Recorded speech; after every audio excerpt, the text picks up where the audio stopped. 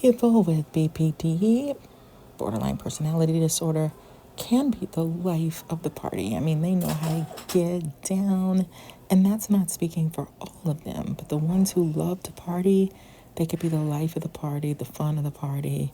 They know how to laugh, they know how to make everybody have a really good time. They can be very carefree, they can be edgy and just have a great time. So there's a real gravitational pull to people who live on the emotional edge, and it's worth unpacking why that dynamic feels so powerful when you're around somebody with BPD party energy. Intensity feels like meaning.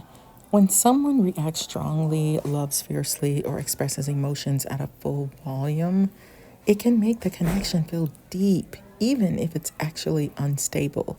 The brain often confuses intensity with intimacy. Unpredictability creates a dopamine loop. Not knowing what version of someone you'll get, the affectionate one, the wild one, the chaotic one, keeps your nervous system on high alert. That unpredictability can become addictive. They bring energy into the room. People with borderline traits often have a kind of emotional charisma. They're expressive, spontaneous, and unfiltered. That can make them magnetic in social settings. They mirror emotions. Many people with borderline tendencies are incredibly attuned to others. They can make you feel seen, understood, and important until the emotional tide shifts. Chaos can feel like chemistry. If you grew up around emotional volatility, that roller coaster can feel familiar, even comforting. It's not healthy, but it's recognizable. I've seen borderlines get up on stage in a huge crowd of people. So they're not shy, they just go for it. They're not thinking about, how do I look? Or no, they just go for it. And that is a very attractive quality. So why are they the life of the party? Because they're uninhibited. They feel things intensely. They can be hilarious, dramatic, and captivating. They pull people into their emotional world. They create a sense of anything could happen tonight. It's the same qualities that make them unforgettable that can also make them have some problems in their everyday life or relationship. So, are you drawn to that type of energy? If you're not a BPD, it doesn't mean that you're weak for being pulled in. You're responding to a very human set of psychological hooks. Intensity feels like significance. So when someone feels everything at full volume, it can make you feel important. Their reactions, the passion, the attention, the emotional heat can feel like proof that the connection is real. Emotional unpredictability creates a reward loop. Your brain gets used to the cycle of highs and lows. The highs feel euphoric because they follow the lows. That contrast is addictive. They make you feel chosen. People with intense emotional styles often attach quickly and deeply. When they focus on you, it feels like being spotlighted, like you're the only person in the room. Be familiar with chaos. So if you grew up around emotional volatility, your nervous system may interpret that roller coaster as normal. Not healthy, just familiar. You might be a stabilizer. Some people are naturally grounded, calm, or empathetic. That makes them magnets for people who run hot emotionally. You get to feel needed. They get to feel anchored. So, how these dynamics play out in relationships. This is where the attraction becomes a pattern. The beginning is intoxicating. The connection feels instant. The chemistry is intense. You feel seen, wanted, and emotionally alive.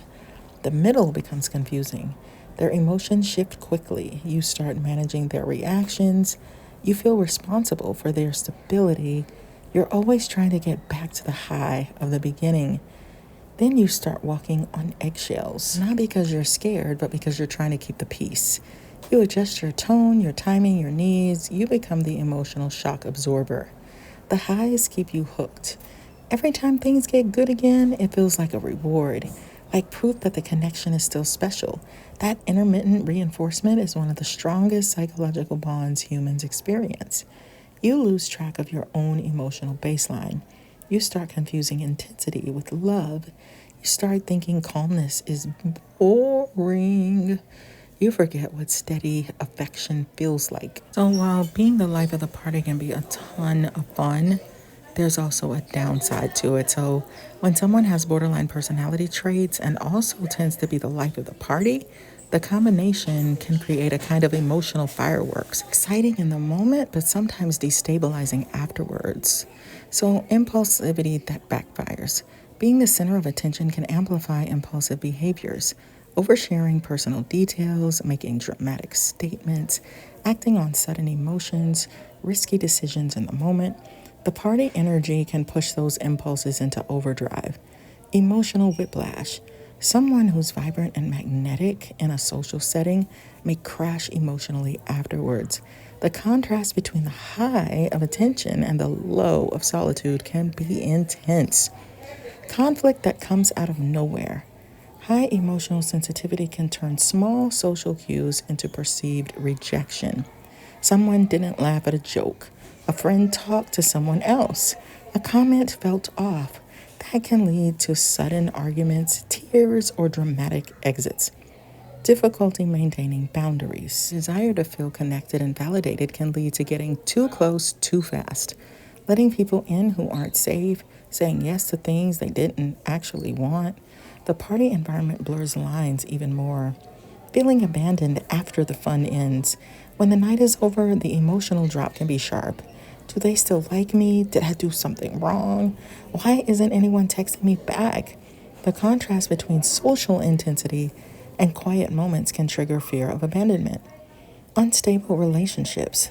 The cycle of intense connection, sudden conflict, reconciliation can repeat with friends, partners, or even acquaintances met at parties. Identity swings.